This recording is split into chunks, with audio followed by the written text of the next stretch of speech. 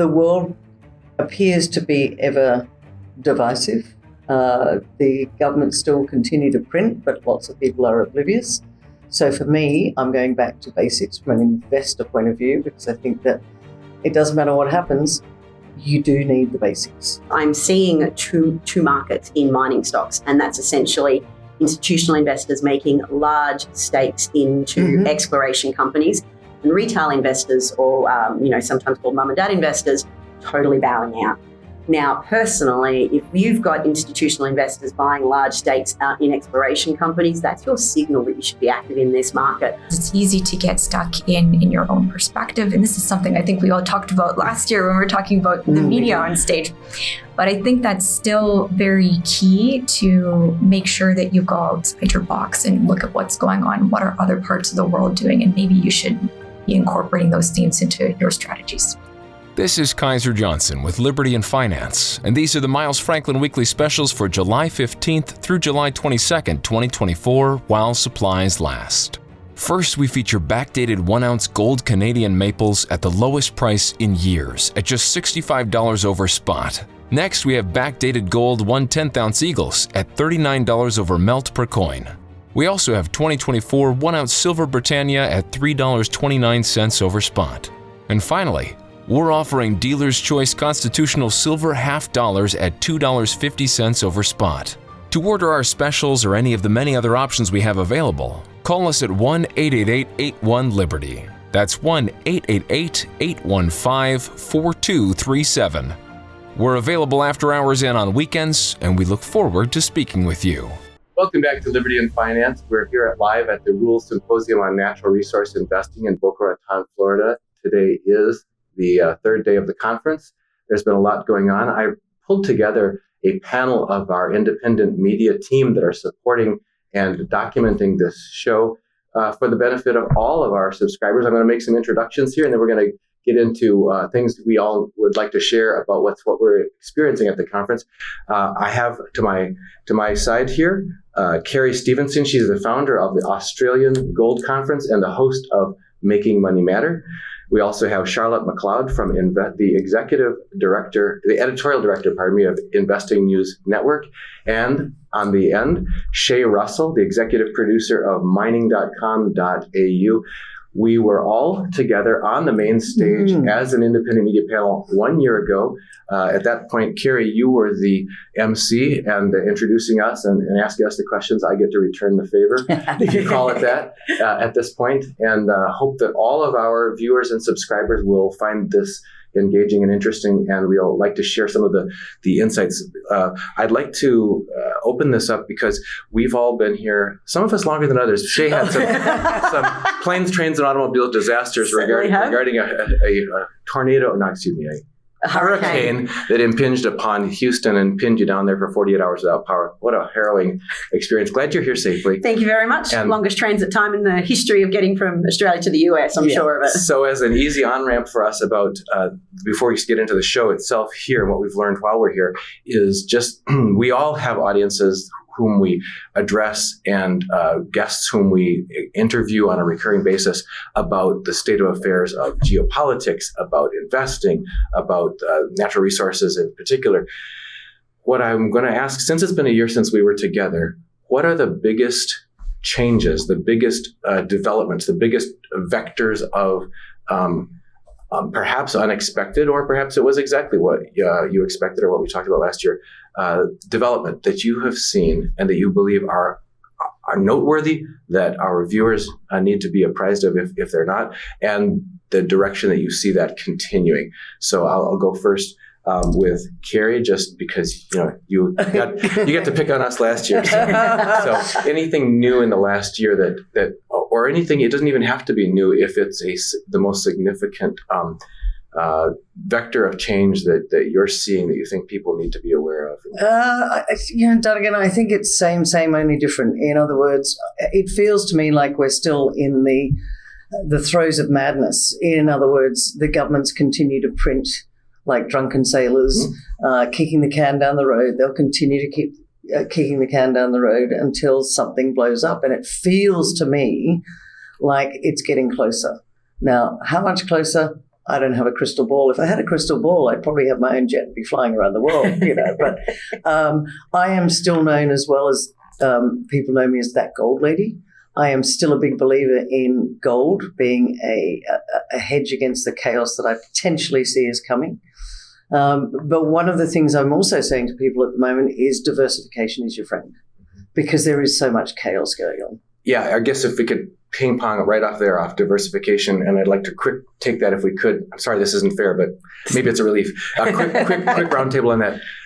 All of our clients, all adult humans in this world have been told the word diversification for decades and decades and decades. Mm-hmm. And yet I find that there's very little understanding of true diversification. Mm-hmm. So many traditional, if you call it traditional, I would just say modern financial advisors, retail investment advisors are telling people, get your stocks, get your bonds, get your real estate, and you're diversified. And yet we have others who have been watching things more closely, saying we've been in the bubble of everything, a three-way bubble in a unnaturally repressed interest rate environment where these things are no longer anti-correlated; they're correlated with each other. So how can something be a hedge against something else if they're all going to be affected? For example, if interest rates continue to spike because of foreign selling of the bonds or U.S. Treasury bonds or whatever, dumping of sovereign debt, then that would impact the bond market immediately, then secondarily the equity, the stock markets, and then real estate values because everybody's poor.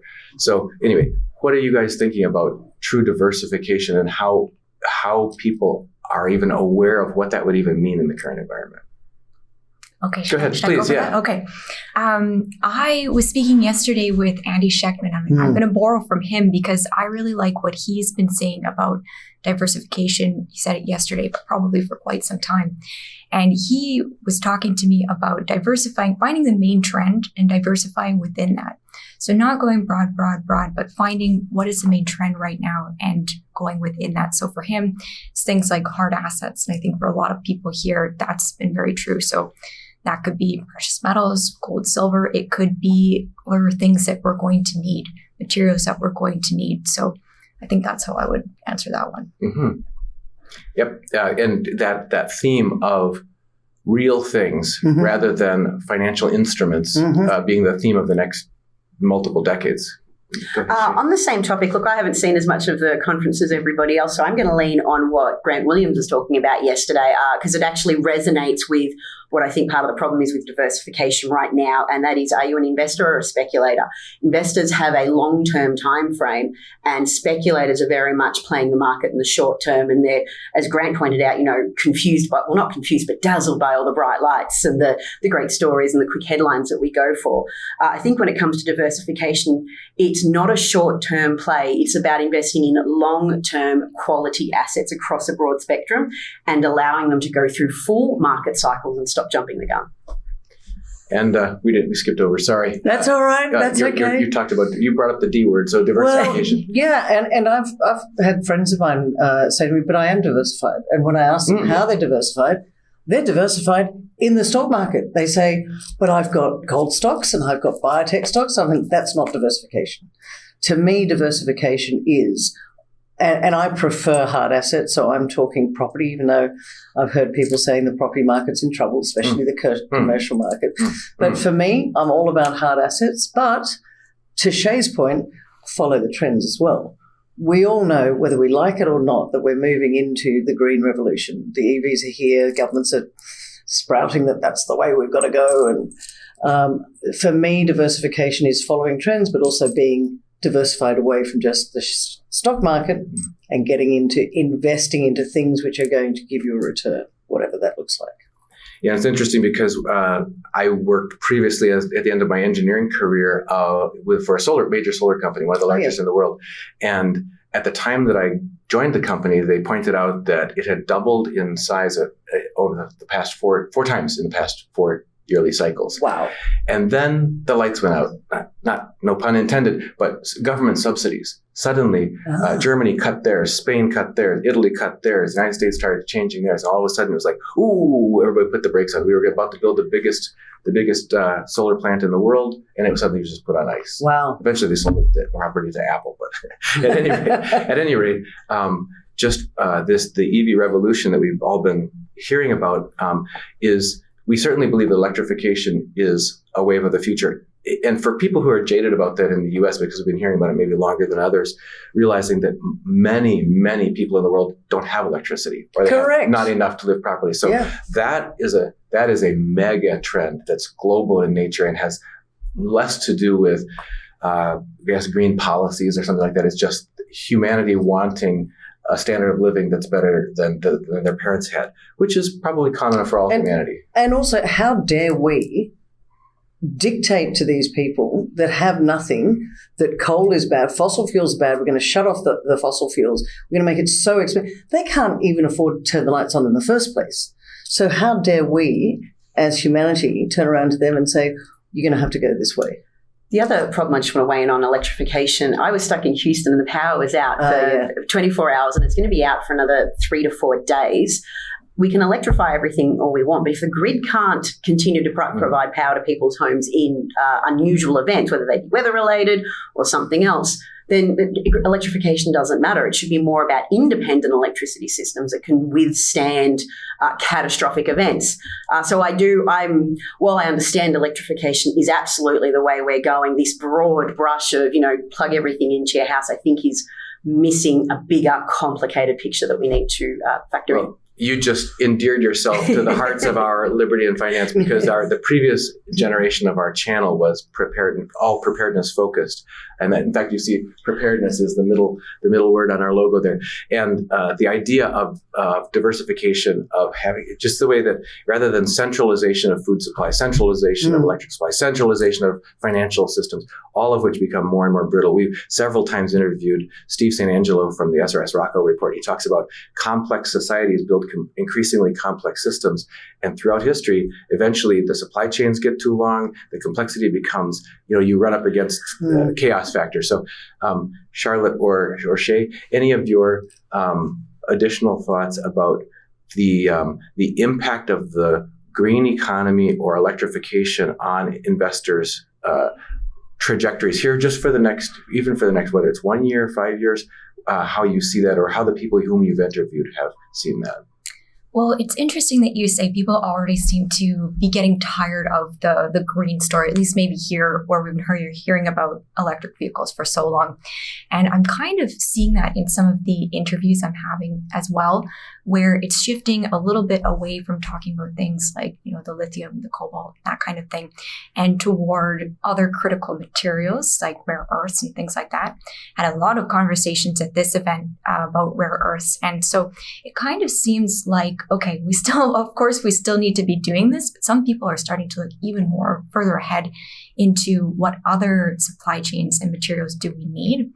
And specifically with rare earths, I think there's a lot of learning to do. Like many of the people here who I spoke with, of course, they're experts, but that's a market where they look at it and they say, okay, I need to do some learning. So for investors, maybe it is time to not forget about lithium, battery metals, and also coal, oil, and gas. Right. So you're talking about their strategic materials, and that's what there's a big awakening over the last 4 years. The whole world, everybody, we've all been through this global, I guess, hand grenade that went off in our lives of broken supply chains, lockdowns, realizing that offshoring for the past 30 years suddenly means we don't have any domestic sources of critical strategic materials. I would argue maybe two of the most strategic materials ever are food and water. Yeah. And people looking at where is the food coming from? Where's the water coming from? There's been lots of angst about that. But specifically, and this is circling back now, finally I derailed your introductory talk. You talked about identify the major trend, diversify within that, and you talked about real things, and you talked about real assets. Yes. So in this arena of, and I think one of the reasons maybe we've seen, if central planning from governments has driven, push policies for all manufacturers have to put out so many percentage of EVs by this date or whatever, and then suddenly they're stacking up on, it isn't just people are getting tired of it.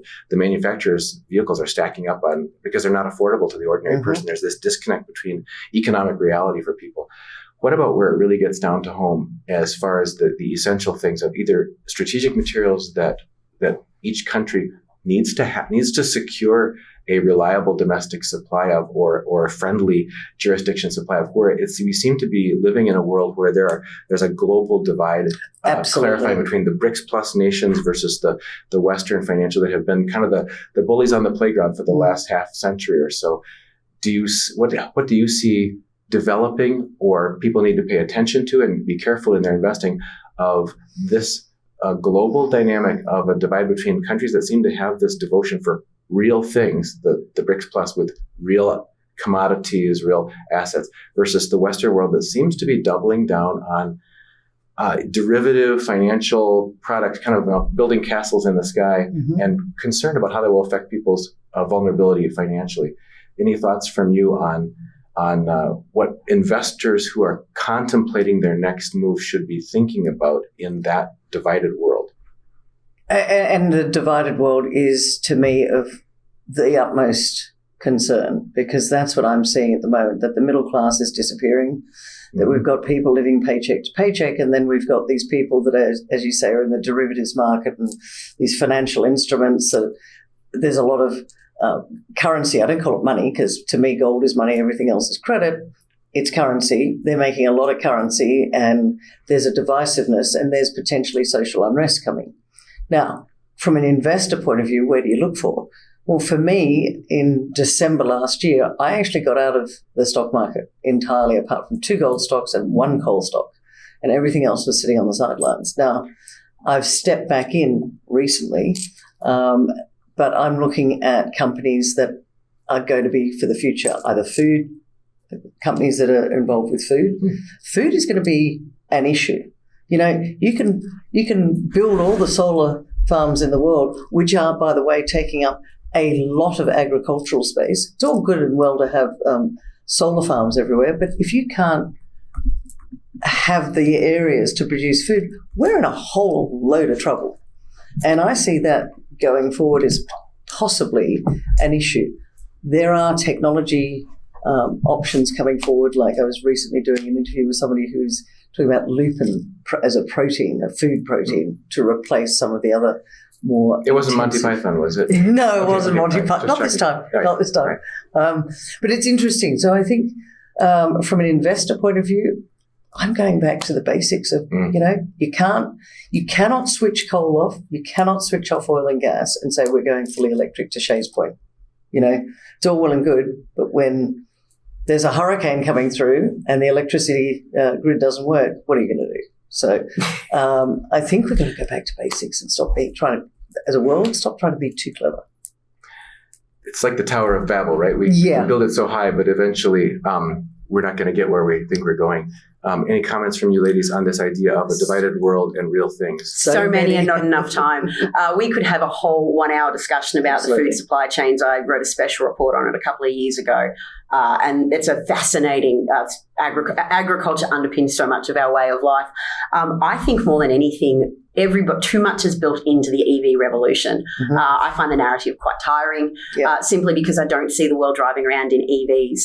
Part of the reasons why governments are pushing it to EVs is because it's the cheapest way to decarbonise the grid, but it's not the most efficient, nor is it the most effective.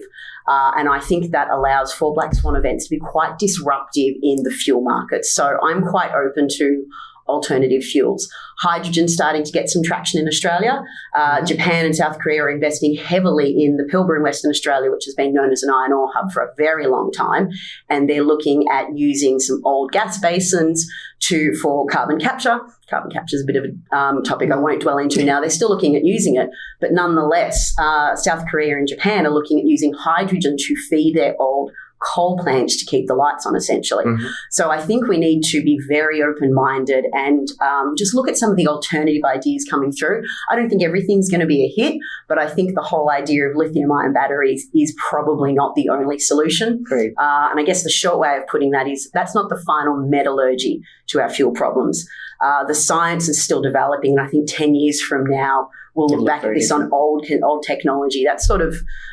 I've been a stickler about that now. The problem is, broken clocks right twice a day. But that would be my thing to watch out for. Keep an open mind when it comes to fuels.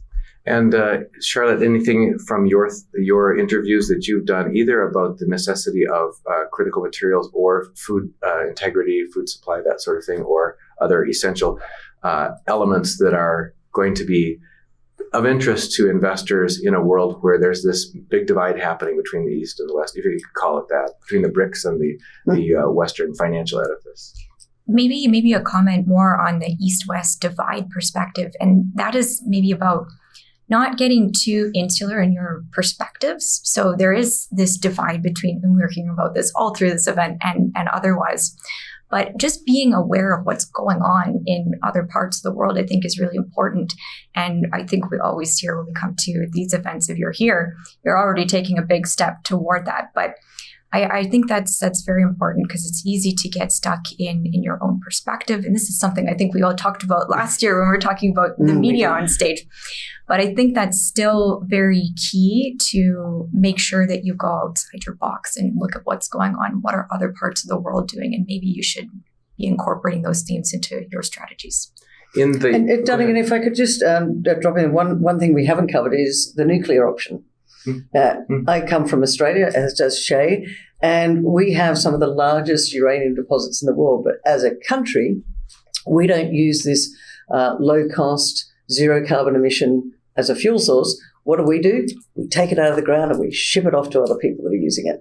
And I think the world is starting to wake up to the fact that nuclear energy is a great option. So for me, I think that your audience should be having a look at some of the uranium companies, because I think going forward, we will see a lot more focus on uranium. I just wish Australia would start to wake up a little bit. Yeah, it's a parallel, I guess, with what has happened in the U.S. regarding petroleum, where we have supposedly abundant domestic supplies, and yet it's politically unpalatable. And so we go ahead and ship it overseas, or we purchase it instead. There's certainly controversies, and as Shay, as you mentioned, about technology generations that will happen in energy storage. There's certainly concerns about long-term viability of safety around nuclear plants and that sort of thing. So I respect all of those concerns.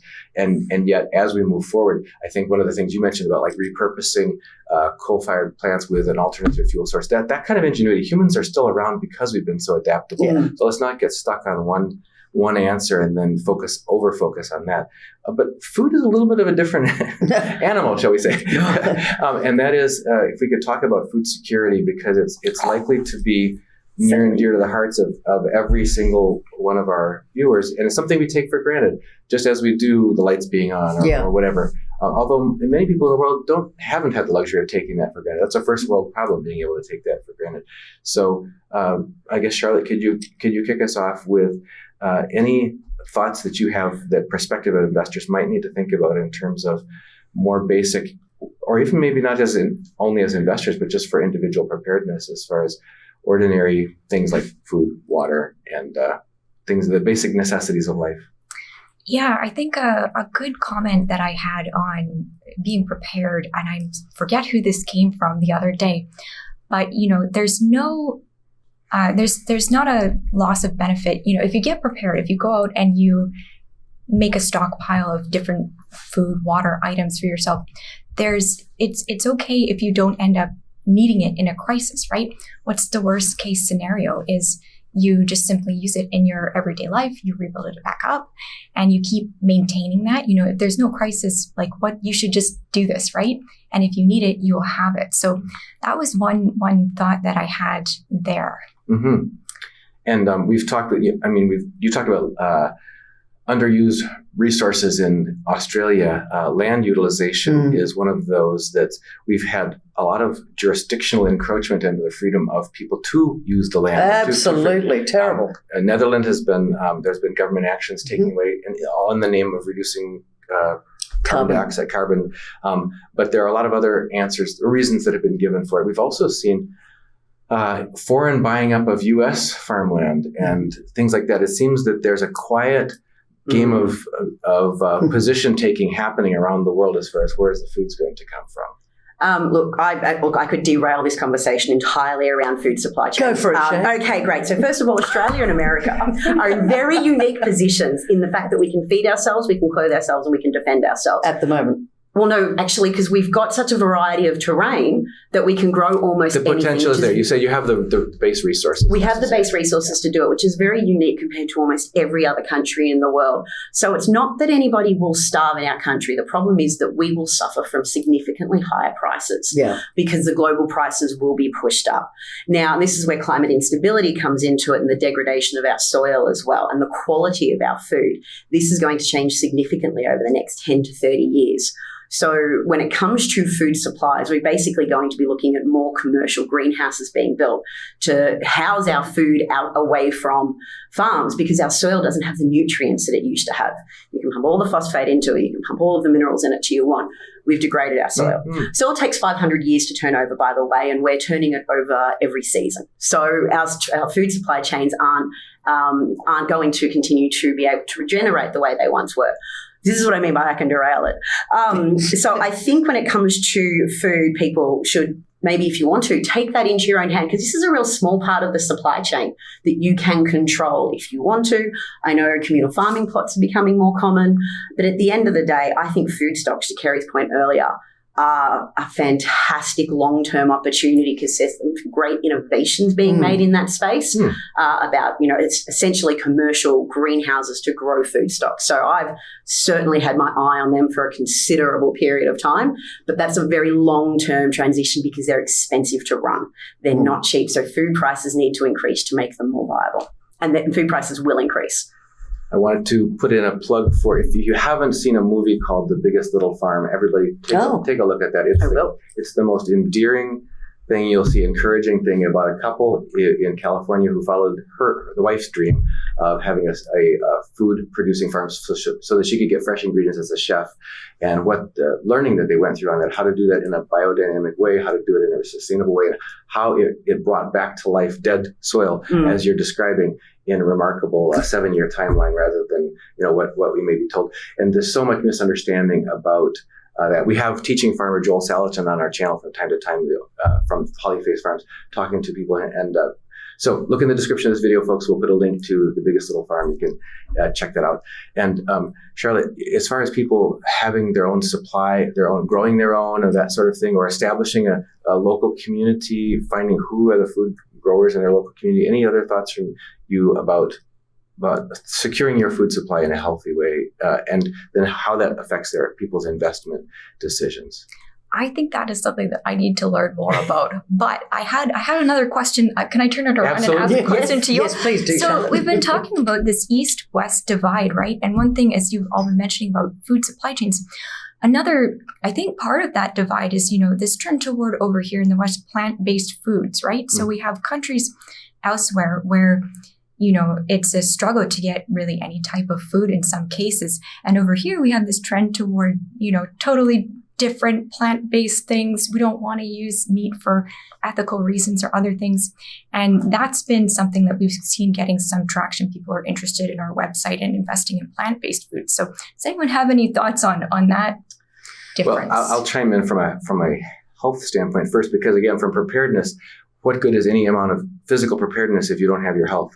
Yeah. And so the people whom my wife, who's pretty much a self-made expert on nutrition, has educated me a lot on this, but also a lot of the people in the food integrity community that we've interviewed have talked about, again, rather than building the Tower of Babel and getting too smart for our own good, or over-relying on centralized sort of technology-based sources of food, which we've seen with GMOs, there's questionable health effects, and on and on and on. Now there's, the Roundup Ready, the wheat has changed, the corn has changed. People wonder, why are people all gluten intolerant all of a sudden? Why are people having all these food allergies and sensitivities? So it's overactive immune systems and inflammatory illnesses are now on a rampant rate. So it's worth checking ourselves and wondering what's the healthiest thing to do.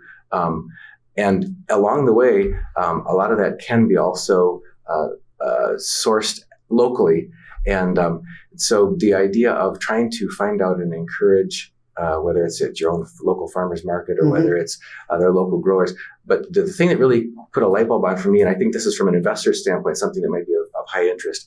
Joel Salatin, when we interviewed him, said he's rethinking his entire pitch. Rather than just growing your own garden, which is great, what he's talked about on our channel for 10 years, and finding your local food growers, which is great, and what he's talked about. He says, realize that now, as long as we do have a supply chain, you can support organic or natural producers of food with pastured poultry, eggs, and pastured beef and pastured things. You can get stuff coming to you from all over the country from people who are doing it in the new, innovative, flexible ways. Now, that can't be your only supply, because if the supply chains go down, you find yourself bereft again. You cut off. But that hybrid solution of doing it for yourself, finding networking with locals in your community, but also for those growers who are being innovative, and you talked about some new techniques coming out with greenhouses and that sort of thing, that are producing what's going to be truly healthy for us. Being able to get those connections in place now is one way, and supporting those companies perhaps as investors, because you said there's some companies that are really breaking new ground. Well done, nice. There are, and there's a couple of listed on the newest NY ARCA, the New York ARCA, I believe, that are growing those things. To your point before, this blew my mind when I found this out a couple of years ago. We talk about genetically modified food and how bad it is for us. All our food was actually genetically modified over 100 years ago to be grown for duration of product life rather than flavour. So all our seeds and all our entire farming supply chain exists on the idea that they reduce the flavour in the food in order to promote its longevity, to essentially ship it from east to the west coast of the US. And that is a system that we've embraced. This is why your food tastes so different when you buy it from a local farmer's market, because it's been bred for flavour, grown for flavour, not grown for longevity. So we've actually been operating with genetically modified food for a very, very long time. Through hybridization and that sort of thing. Yeah, the technology of genetic modification has gone into a completely different level in the last decade or so. Okay, before we wrap up, I wanted to give you each a chance to reflect either something new that you've heard at the show this week, or something that you've heard from other interviews that you've done in the past, say, month or two, that give you a special focus on what you're looking for and watching for in the next, say, quarter to a year going ahead. Could we start with you? Sorry. Yeah, throw it to me again.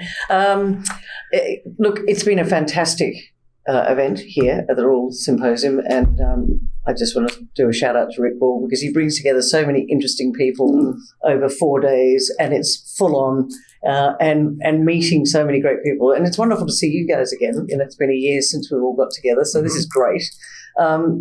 Things that I've learned is that the world appears to be ever divisive.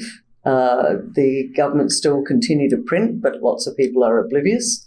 So for me, I'm going back to basics from an investor point of view, because I think that it doesn't matter what happens, you do need the basics. That would be my thing that I've been learning from here. Before we let you off the hook, how much do you feel personally that the divisiveness is sponsored and intentionally fomented versus just part of human nature? No, totally done with an end result in mind. It's they're wanting to get rid of the middle class. I could spend hours on this, because we're talking about a control that's coming, that the majority of people that are sitting out there are not awake. They're just quietly, because they watch the TV and they watch the mainstream media. And in Australia, we're in servitude to our mortgages. Well, that's exactly right. So we are living paycheck to paycheck. People are so focused on just getting by that they don't have time to think. And as I say to lots of people, stop watching Netflix and start getting educated. Is this, in my opinion, design? I think so. You only have to look at the fact that the middle class is just being obliterated, and we've got more and more people reliant on the system, and that system is nothing to see here. We're the government. We're here to look after you. Now, that to me is incredibly dangerous. And, your channel, Liberty and Finance, I'm all about liberty. But it feels to me, and Shay and I are from Australia, where we are so overgoverned, but people seem to like it. And if you look back to when we had the COVID chaos, so many people there were turning around saying, but the government's here to look after us. And I'm like, no, you crazy people, no. So is it by design? I believe so. And I think we're in for an interesting ride in the next 3 to 5 years. Thank you. And Charlotte, any thoughts from you? Completely fresh start there on anything that you either heard at the show or are watching, studying, or you've heard from other interviewees?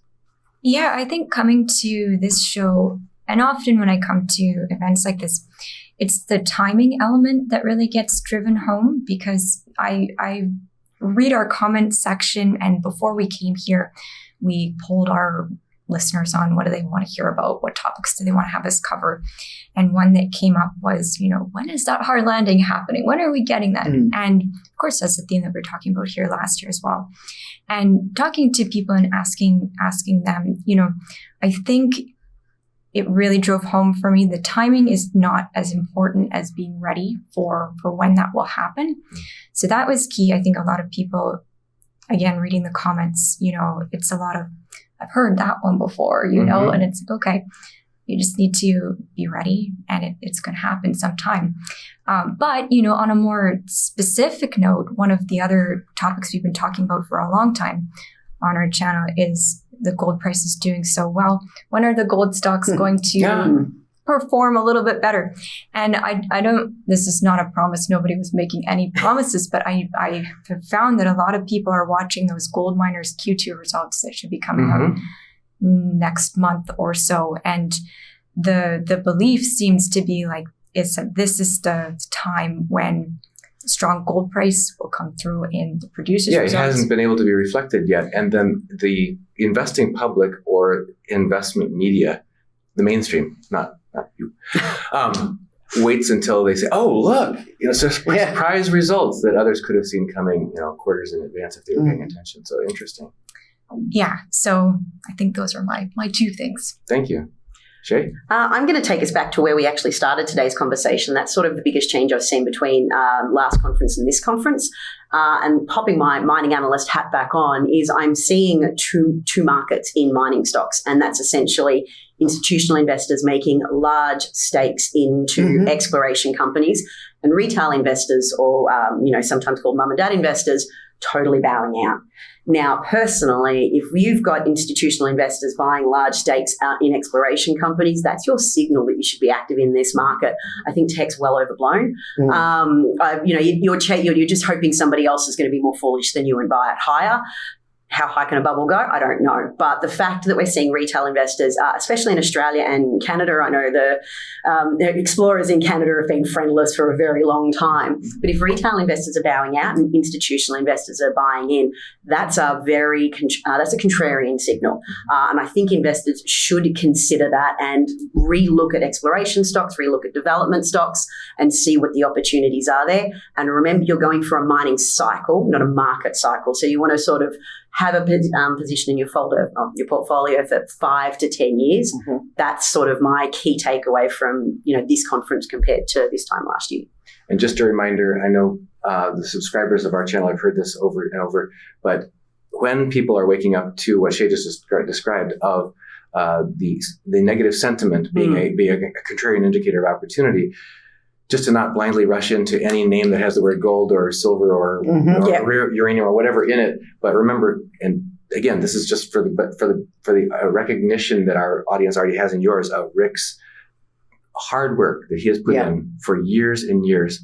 He's probably put in more man years after hours when the rest of us aren't working each day than the rest of us have done on our day jobs. But anyway, at scrutinizing the couple dozen companies that he's invited to this, so you need to start there and look there. So anyway, thank you very much, fellow journalists, for joining for this independent panel once again. And we're here, just recapping here, we have Kerry Stevenson, the founder of Australian Gold Conference and the host of Making Money Matter. We have Charlotte McLeod, the editorial director of the Investing News Network, and Shay Russell, the executive producer of mining.com.au.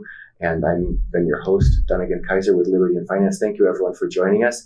And please share this widely with those who might benefit from an independent view or for independent views here. And look forward to hoping to see you all at the Rule Symposium in the future. It's a great event. Hope to do it next year. This is Kaiser Johnson with Liberty and Finance, and these are the Miles Franklin Weekly Specials for July 22nd through July 29th, 2024, while supplies last. First, we feature backdated 1-ounce gold Canadian maples at the lowest price in years, at just $65 over spot. Next, we have backdated gold 1/10-ounce eagles at $39 over melt per coin. We also have 2024 1-ounce silver Britannia at $3.29 over spot. And finally, we're offering Dealer's Choice Constitutional Silver half dollars at $2.50 over spot. To order our specials or any of the many other options we have available, call us at 1-888-81-LIBERTY. That's 1-888-815-4237. We're available after hours and on weekends, and we look forward to speaking with you.